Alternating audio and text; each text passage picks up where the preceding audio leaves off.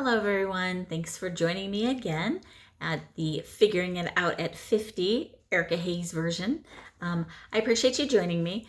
Today, I wanted to talk about our nation. And as we celebrate, I guess celebrate's kind of a weird word, but as we remember and as we honor those lost in the 9/11 attacks 20 years ago, what brings to my mind is the fact that after the attacks, our nation came together as a group of people. We weren't divided, we weren't separated, we all came together for the good of each other. It didn't last really long, which is a shame, but for a moment in time, everybody was everyone else's keeper, and that's a wonderful thing. Here we are 20 years later, and I know if you are over the age of 25, you remember exactly where you were the day September 11th, 2001. Every one of us that is old enough to remember, we remember exactly where we were. Today, our nation is in another precarious situation, except this time we're fighting amongst ourselves, which is never a good thing. A house divided against itself falls.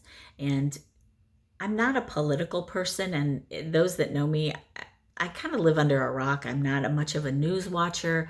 I don't keep up with current events. It's just not who I am. And to me, it's just all depressing. And I'm a firm believer that we only hear what they want us to hear. So it just gives me a heavy heart. And I have enough things going on that I don't need that too. However, I also am not oblivious to the world around us. We live in an amazing nation. The United States of America is still one of the most amazing nations in this world, and we are very blessed to be Americans. Now, having said that, all the stuff that's going on now, the whole COVID, get vaccines, not vaccinated, all of that, we should each be able to have our choice, and at the same time, not judge others for what their choices are. So, in essence, I don't know, go back to years and years ago, the golden rule. Do unto others as you would have them do unto you. That's how we should live our lives. In my very first post, I talked about being kind just to be kind.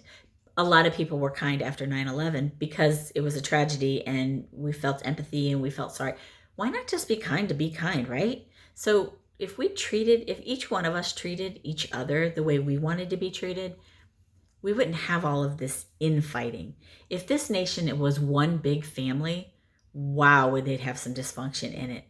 But it doesn't have to stay that way. If we can just each person treat the next person with respect and dignity and honor, then that person would treat that. I mean, it's just a chain reaction. It's just common sense. And I obviously, I'm not a politician.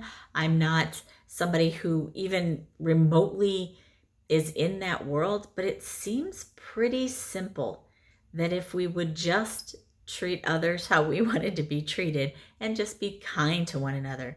So as we remember 9/11 today, we also need to think about where our nation is now.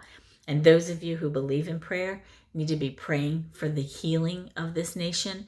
And those of you that aren't sure about prayer, what you need to do is just continue to treat others with respect and dignity.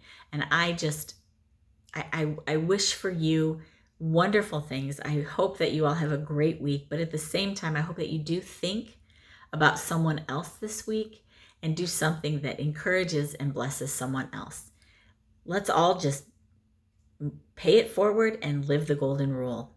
Thanks and have a great week. Bye.